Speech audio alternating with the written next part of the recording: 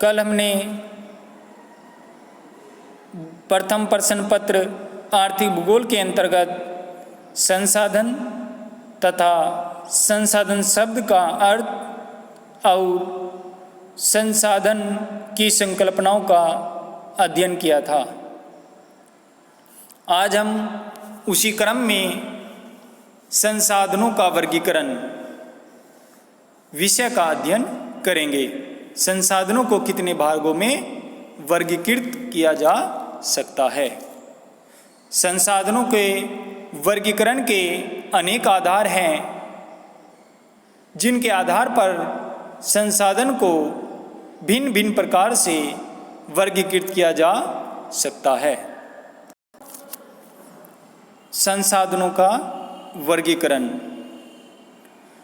मानव ने प्रकृति में विद्यमान संसाधनों को अपने उपयोग में लेकर उद्देश्य पूर्ति को विकास का आधार बनाया है। मानव इनका उपयोग प्राचीन काल से करता आ रहा है। धीरे धीरे इनके तिरोधान से सतत या पोषणीय विकास की आवश्यकता अनुभव की जाने लगी तथा वर्तमान में इनके आनुपातिक उपयोग हेतु इन्हें वर्गीकृत करने की योजना तैयार की गई। संसाधनों के वर्गीकरण के निम्न आधार हैं, जिनमें नंबर 1 है हमारा नव्यकरणीयता की दृष्टि से वर्गीकरण। अब यहाँ पर नव्यकरणीयता का क्या अर्थ है? नव्यकरणीयता से तात्पर्य वस्तुओं के नवीनीकरण से है। मानव को अधिक से अधिक आवश्यकताओं की पूर्ति के लिए अधिक से अधिक संसाधनों की उपलब्धता जरूरी है।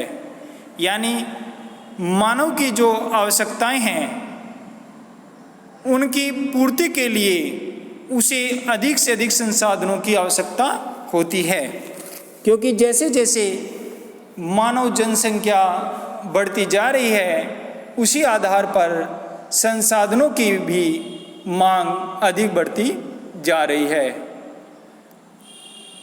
इसके लिए जिन पदार्थों की पुनः पूर्ति की जा सकती है अथवा जिन वस्तुओं का प्रयोग करते हुए उनके गुणों को कायम रखा जा सकता है, प्रयास करके उनका नवीनीकरण करते रहना चाहिए। इस दृष्टि से ये 3 प्रकार के हैं। नंबर 1 परिवर्तनीय अथवा टिकाऊ संसाधन। टिकाऊ संसाधन वे संसाधन हैं जिन्हें लंबे समय तक प्रयोजनीय रखा जा सकता है और जिनमें स्वाभाविक गुण की वृद्धि की जा सकती है। जैसे उपजाऊ मिट्टी की अच्छी जुताई करके, खादों व उर्वरकों का प्रयोग करके तथा फसल चक्र अपनाकर उन्हें देर तक उपजाऊ बनाए रखा जा सकता है। जंगलों को काटकर उनके स्थान पर नए पेड़ लगाने से समुद्रों व झीलों में बड़ी मछलियों को पकड़ने व छोटी मछलियों के अंडों को डालकर उनका नवीनीकरण संभव होता है। अतः टिकाऊ संसाधन के अंतर्गत उन संसाधनों के गुणों में स्वाभाविक वृद्धि की जाती है जिनमें हम निश्चित रूप से उनकी गुणवत्ता में वृद्धि कर सकें।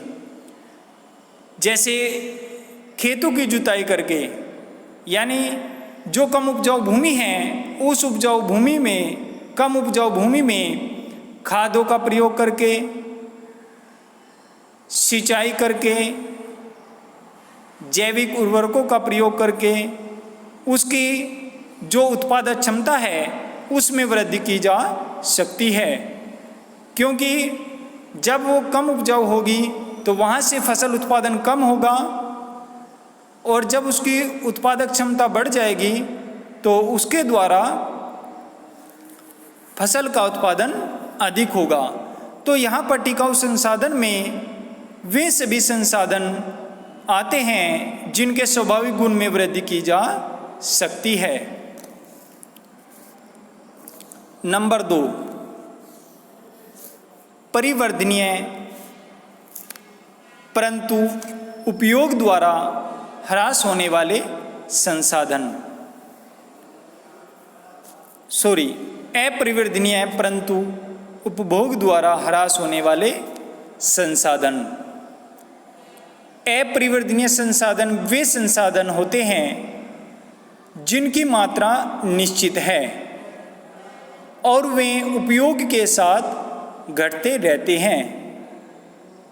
इन संसाधनों के स्वाभाविक गुणों में भी वृद्धि नहीं की जा सकती। यानी अपरिवर्तनीय संसाधन में निश्चित मात्रा में पाए जाते हैं और उनकी जो गुण हैं उनमें भी कोई वृद्धि नहीं की जा सकती। अपरिवर्तनीय संसाधनों को निम्न 3 उपवर्गों में रखा जा सकता है, जिसमें ए, संचित संसाधन। संचित संसाधन वे संसाधन हैं जो केवल एक बार प्रयोग होने के बाद हमेशा के लिए समाप्त हो जाते हैं। यानी जिनका केवल हम एक ही बार प्रयोग कर सकते हैं, उसके बाद वे पूर्ण रूप से समाप्त हो जाते हैं, उनका दोबारा हम प्रयोग नहीं कर सकते। वे हमारे संचित संसाधन के अंतर्गत आते हैं, जैसे कोयला, पेट्रोलियम व प्राकृतिक गैस। इन सभी का प्रयोग हम केवल एक बार कर सकते हैं, उसके बाद ये हमेशा के लिए समाप्त हो जाते हैं, इनका हम दोबारा प्रयोग नहीं कर सकते। बी,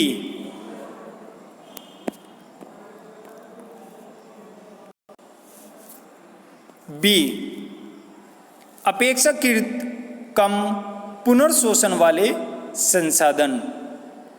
यानी संचित संसाधन के अंतर्गत ऐसे संसाधन जिनका प्रयोग हम केवल एक बार कर सकते हैं, उसमें दोबारा प्रयोग करने की कोई संभावना नहीं होती, वे रखे जाते हैं।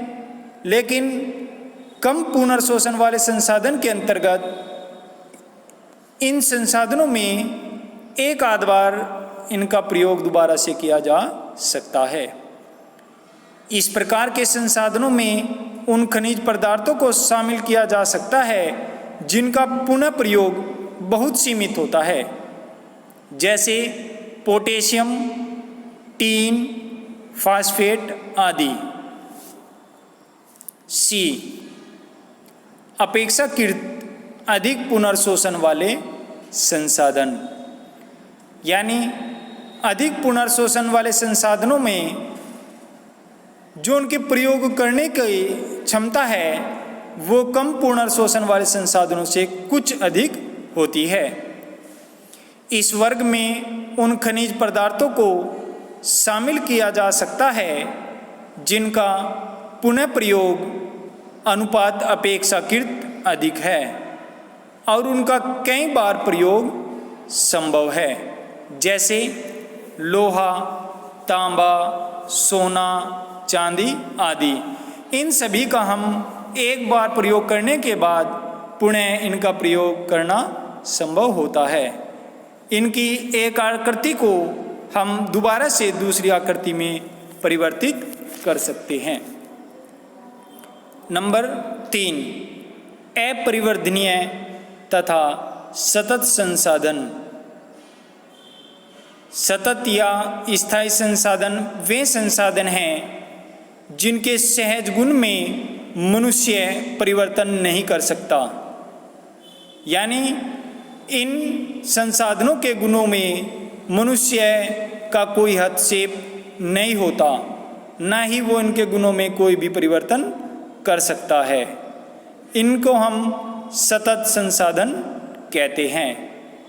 जैसे सूर्य तप, हवा, जल, पृथ्वी, आकाश, इन सभी के गुणों में मनुष्य परिवर्तन नहीं कर सकता। ये थे हमारा नवीकरणीयता के आधार पर जो संसाधनों का वर्गीकरण था। अब हम जो दूसरा आधार है हमारा संसाधनों को वर्गीकृत करने का, वो है हमारा प्रकृति के आधार पर संसाधनों का वर्गीकरण। प्रकृति या स्वभाव के आधार पर संसाधन मूलतः दो प्रकार के होते हैं, जिसमें ए प्राकृतिक संसाधन और बी मानवीय संसाधन। अब जैसा कि इनके नाम से ही विदित होता है कि प्राकृतिक जो संसाधन है वो हमें प्रकृति के द्वारा प्राप्त होते हैं, जो हमें प्रकृति निःशुल्क उपहार के रूप में प्रदान करती है, और मानवीय संसाधन के द्वारा, मानव के प्रयासों के द्वारा जो संसाधन उत्पन्न होते हैं, जिसमें स्वयं मानव भी आता है। तो इसमें नंबर 1 है हमारा प्राकृतिक संसाधन। प्राकृतिक संसाधनों में प्राकृतिक वातावरण के वे तत्व सम्मिलित किए जाते हैं जिन्हें प्रकृति ने मानव को निःशुल्क उपहार स्वरूप प्रदान किया है। प्राकृतिक वातावरण के जो तत्व मानव के लिए उपयोगी नहीं है, उन्हें प्रतिरोध या अवरोध कहते हैं। ये हमने पीछे भी आप पढ़ा था संकल्पनाओं के अंतर्गत कि प्रतिरोध या अवरोधक संसाधन जो होते हैं हमारे, वे संसाधन होते हैं जो मानव की आवश्यकता पूर्ति में कोई योगदान नहीं देते तथा वे हानिकारक होते हैं। उन्हें हम प्रतिरोध संसाधन कहते हैं। जबकि वास्तव में संसाधन की अवधारणा सापेक्ष व क्रियात्मक होती है। कोई प्राकृतिक तत्व एक स्थान पर संसाधन के रूप में सेवा करता है, वही तत्व दूसरे स्थान पर संसाधन नहीं भी हो सकता है।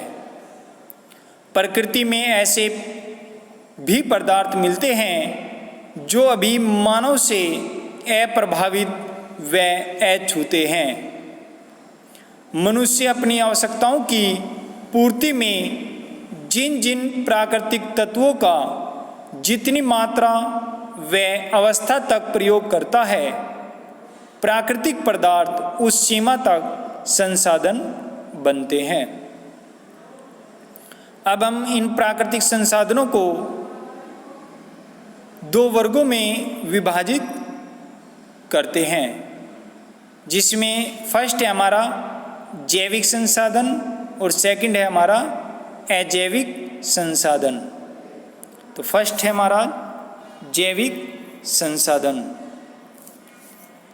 जैविक संसाधनों के अंतर्गत प्राकृतिक रूप से वृक्षों तथा जीव जंतुओं से प्राप्त होने वाली वस्तुएं सम्मिलित की जाती हैं, जैसे वन, चारागाह और घास के मैदान, जंगली जीव जंतु, मछलियाँ तथा समुद्र में पाए जाने वाले अन्य जीव।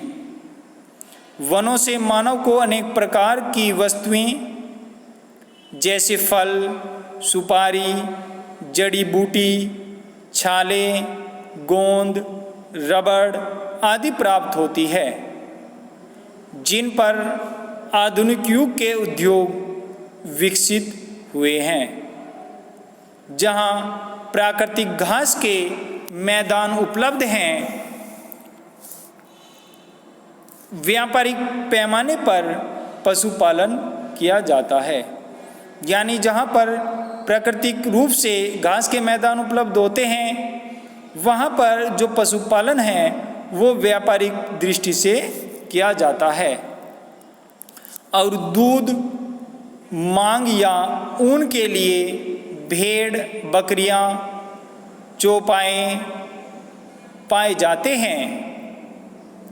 वनों तथा घास के मैदानों में कई प्रकार के जंगली जीव, शेर, चीते, तेंदुआ, हाथी आदि मिलते हैं, जिनकी खालें, बाल, दांत, सींग, मांस आदि को अनेक कार्यों में लाया जाता है, जो मानव की आवश्यकता की पूर्ति किसी न किसी रूप में करते रहते हैं।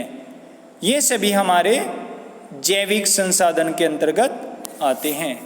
अब इसमें सेकंड है हमारा अजैविक संसाधन। अजैविक संसाधन के अंतर्गत धरातल, चट्टानें, सूर्य प्रकाश, वायु, जल, खनिज, ईंधन वस्तुएं, भवन निर्माण के पत्थर आदि सम्मिलित किए जाते हैं। मानव ने इनका उपयोग वस्तुएं बनाने या शक्ति प्राप्त करने के लिए किया। पृथ्वी पर समस्त जीवधारुओं के अस्तित्व के लिए वायु का विशेष महत्व है। वायुमंडल में विद्यमान ऑक्सीजन गैस को प्राणवायु कहते हैं, जिसके बिना मानव का जीवन का अस्तित्व ही नहीं। ऑक्सीजन गैस के आधार पर ही मानव का जीवन संभव होता है। वायुमंडल में विद्यमान ऑक्सीजन गैस को प्राणवायु कहते हैं। जल का उपयोग पीने या कृषि के अतिरिक्त शक्ति उत्पादन में भी होता है। मनुष्य खेती, पशुचारण, परिवहन, उद्योग व्यापार आदि समस्त आर्थिक क्रियाएं भूधरातल पर ही संपादित करता है और मिट्टी पर कृषि कर खाद्यान्न उगाता है। अब आता है हमारा बी, मानवीय संसाधन।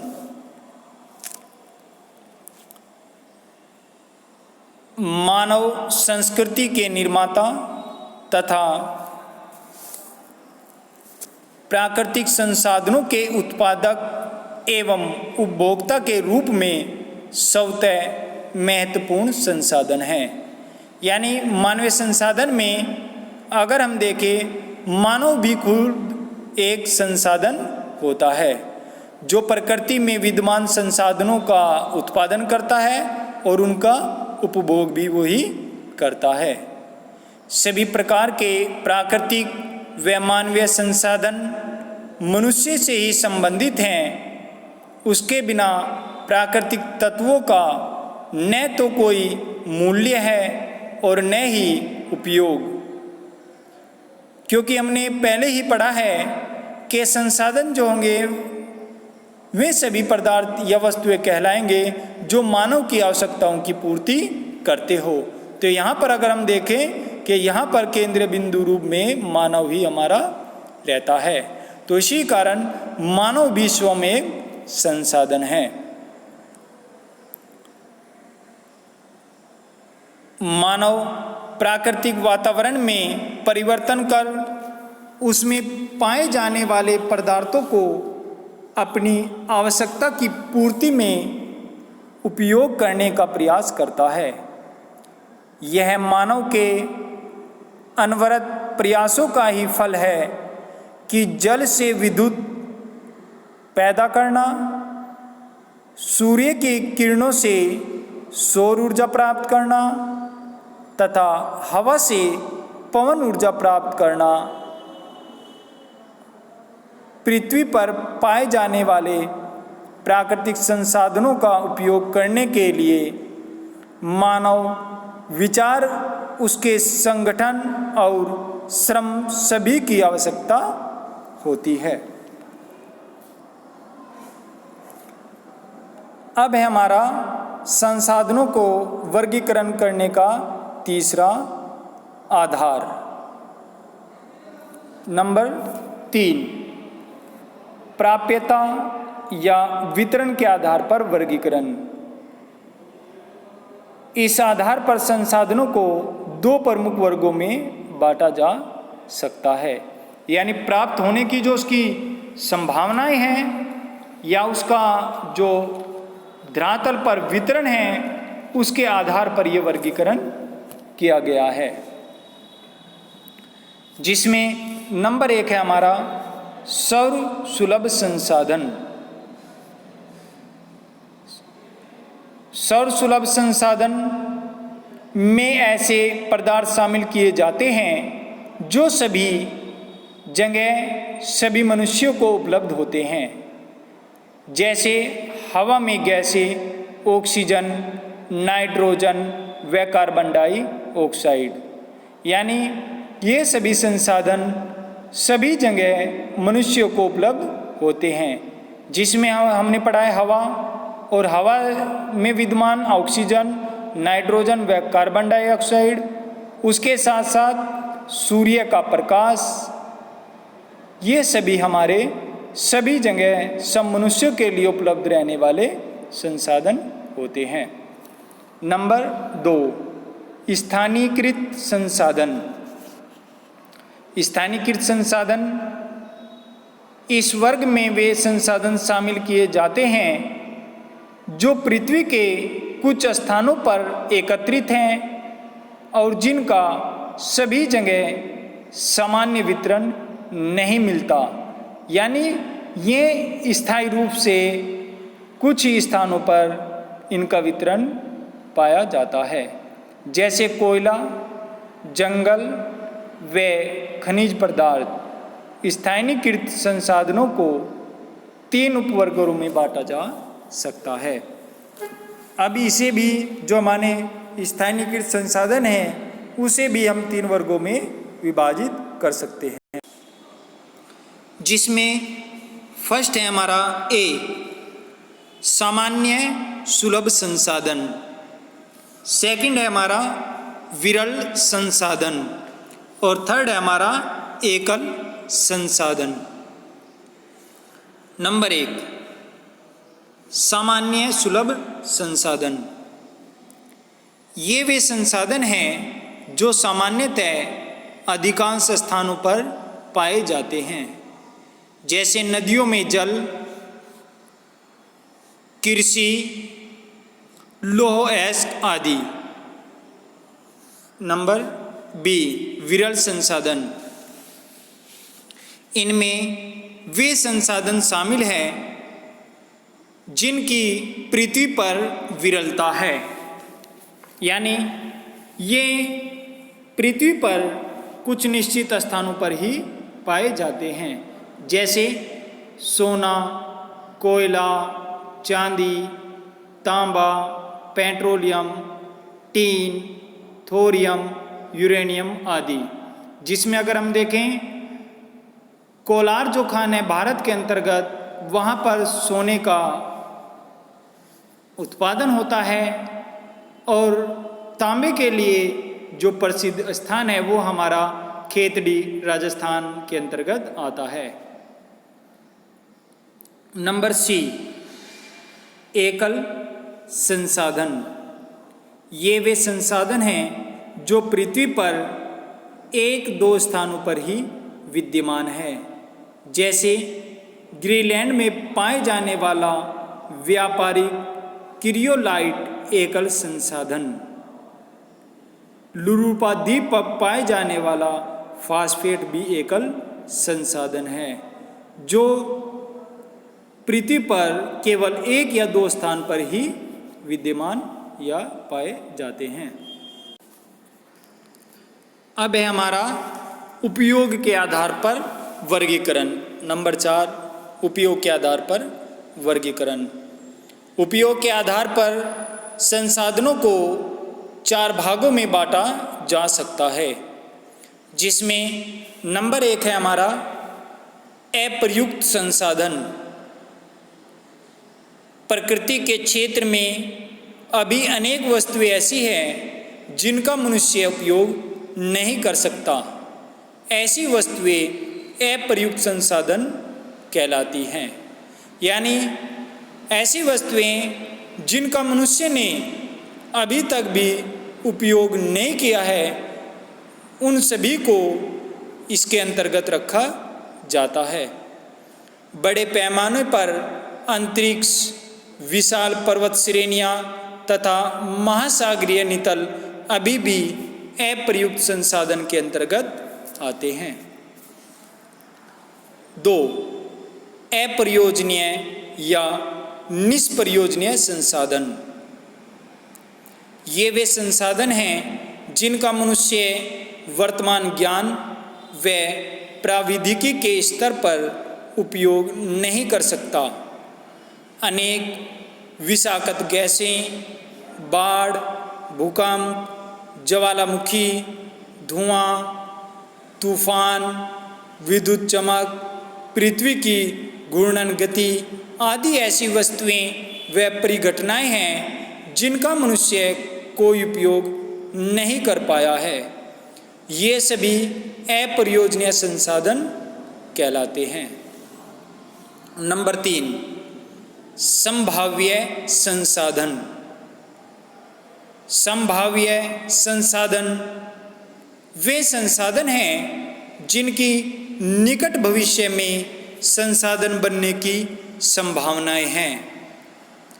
विभव या संभाव्य संसाधन कहलाते हैं। ज्वारीय तरंगों से ऊर्जा उत्पादन, भूकंपीय लहरों व ज्वालामुखी उद्भेदन में निहित ऊर्जा को भी उपयोगी संसाधनों में बदला जा सकता है। चंद्रतल संभाव्य संसाधन का ताज़ा उदाहरण है। और उपयोगिता के आधार पर जो वर्गीकरण किया गया है उसमें लास्ट है हमारा अज्ञात संसाधन। जिन पदार्थों के उपयोग के विषय में मानव को आज तक कोई जानकारी नहीं है, वे अज्ञात संसाधन कहलाते हैं। यानी इनकी मानव को कोई जानकारी ही नहीं है, इसीलिए इनको अज्ञात, जिनका ज्ञान न हो, वे संसाधन कहलाते हैं।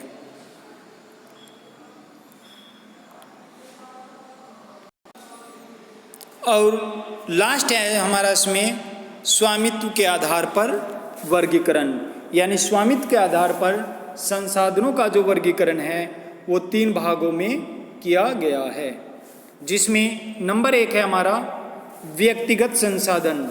यहाँ पर अगर हम देखें, जो व्यक्तिगत शब्द है उससे ही विदित होता है कि इस पर किसी व्यक्ति का निजी अधिकार होता है। किसी व्यक्ति की निजी चल अचल संपत्ति उसका व्यक्तित्व संसाधन होती है, उसका व्यक्तिगत संसाधन होती है। पारिवारिक भूमि, भवन, नगद धनराशि, स्वास्थ्य, उत्तम चरित्र, ईमानदारी तथा मानसिक क्षमता एवं कौशल किसी व्यक्ति विशेष के होने पर व्यक्तिगत संसाधन कहलाते हैं। यानी जो किसी व्यक्ति की निजी जो संपत्तियां हैं, उसके कौशल हैं, उसकी मानसिक क्षमता है, वे सभी इसी के अंतर्गत आते हैं। सेकंड है हमारा राष्ट्रीय संसाधन। इन्हें सार्वजनिक संसाधन भी कहते हैं। यानी जिन पर पूरे देश की जो जनसंख्या है उसका अधिकार होता है, इन्हें सार्वजनिक संसाधन भी कहते हैं। किसी राष्ट्र के स्वस्थ नागरिक सार्वजनिक स्थल, पार्क, रेलवे, सड़कें, नदियाँ, वन, पर्वत, बैंक, डाकघर, शिक्षा व शोध संस्थान, वैज्ञानिक प्रशासनिक अधिकारी व सरकारी कर्मचारी जिनके सहयोग से राष्ट्र का विकास होता है, वे सभी इसके अंतर्गत सम्मिलित किए जाते हैं, क्योंकि ये राष्ट्र की संपत्ति के अंतर्गत आते हैं और इनका उपयोग पूरे देश की विकास में किया जाता है। राष्ट्रीय या सार्वजनिक संसाधन माने जाते हैं सैन्य शक्ति, विदेशी व्यापार, उद्योग धंधे, समाज सेवी संगठन व संस्थाएं भी राष्ट्रीय संसाधन हैं। और लास्ट है हमारा इसमें सार्वभौमिक या अंतर्राष्ट्रीय संसाधन। सार्वभौमिक संसाधन वे संसाधन होते हैं जिन पर संपूर्ण मानवता का स्वामित्व है। पृथ्वी का पर्यावरण व अंतरिक्ष में ओजोन परत की उपस्थिति सार्वभौमिक संसाधन हैं। संयुक्त राष्ट्र संघ, विश्व बैंक, विश्व मुद्रा कोष जैसे संगठन भी इसके अंतर्गत आते हैं। इस तरह से हमने संसाधनों का जो वर्गीकरण है वो 5 आधार पर पढ़ा है, जिसमें स्वामित्व के आधार पर, प्रकृति के आधार पर, नवीकरणीयता के आधार पर, उपयोग के आधार पर हमने इनका वर्गीकरण किया है। अब अगर हम देखें एग्जाम में जो इससे संबंधित क्वेश्चन आएगा उसमें से आपको अगर शॉर्ट क्वेश्चन आता है तो वहाँ पर ये आधार पूछेगा। अगर इसने कहा कि स्वामित्व के आधार पर संसाधनों का वर्गीकरण कीजिए तो आपको केवल स्वामित्व के आधार पर जो वर्गीकरण आपने किया है वही अपने एग्जाम में लिखना है। अगर ये प्रकृति के आधार पर वर्गीकरण पूछे क्वेश्चन में आपसे पेपर के अंतर्गत तो वहाँ पर केवल आपको प्रकृति के आधार पर इसका वर्गीकरण करना है। और उसमें ये लघु रूप में आपके क्वेश्चन आएंगे।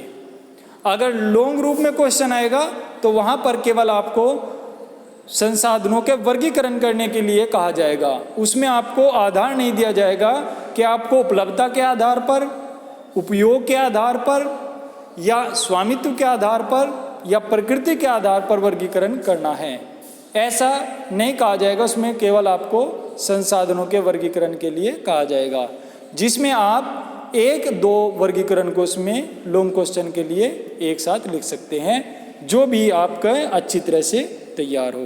धन्यवाद।